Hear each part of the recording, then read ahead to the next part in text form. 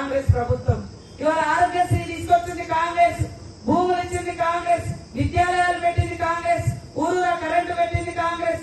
మరి విశ్వవిద్యాలయాలు కట్టి ఇవాళ SRSP కావచ్చు, కడెం కావచ్చు, ఇలాంటి ప్రాజెక్టులను దేవాలయాలంటే ఏదో చెప్పుకోవడానికి కాదయ్యా. ఆ దేవాలయాల యొక్క భక్తి, ఆ దేవుని యొక్క మరి ప్రేమ అభిమానం ఉండాలంటే ఆధునిక దేవాలయాలు మన ప్రాజెక్టులు చెప్పిండ్రు. ఇవాళ మన ప్రాజెక్టులే, ఎందుకంటే ప్రాజెక్టు మంచుకుంటే 2 పంటలు వండుతాయి, 2 పంటలు వండితే కడుపు నిండా తినగలుగుతారు, ఆకలి అనేది ఉండదు. మేము 100 రోజుల పని ఇచ్చినాం, మేము సమాచార హక్కు చట్టం ఇచ్చినాం, ఇవాళ రేషన్ కార్డు ఇచ్చినాం, అంగన్వాడీలు పెంచినాం, ఆశా వర్కర్లు ఇచ్చినాం. ఒక్కడన్నా ఆశా వర్కర్లు పెంచిరానే ఒక్క ASHA worker centre, anganwadi centre, ఒక్కటన్నా రేషన్ కార్డు. కొత్తగా పెళ్ళైన ఎంతో మంది ఉన్నారు, ఎవరికైనా ఇచ్చిరా?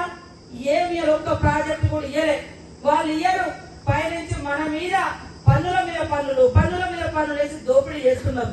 ఖచ్చితంగా ఇచ్చిన మాట కట్టుబడి నైజం కాంగ్రెస్ పార్టీ.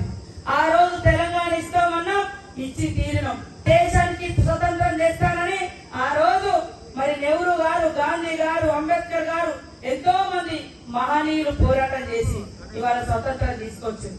ఆనాడు బీజేపీ వాళ్ళు ముందటలేరు వెనకలేరు పోరాటంలో 54 సంవత్సరాలు కనీసం తిరంగి జెండా, 3 రంగుల జెండాను కూడా వాళ్ళ ఆఫీస్ మీద ఎగిరేయలే. మొన్న నుంచి మోడీ అంటున్నాడు హర్ ఘర్ ఘర్ కే తిరంగి జెండా అని. మేము ప్రజా సేవకులుగానే ఉన్నాం, ప్రజలకు సేవలు చేస్తాం. పాలకులమని చెప్పుకోవట్లేదు, సేవకులమని చెప్పుకుంటున్నాం.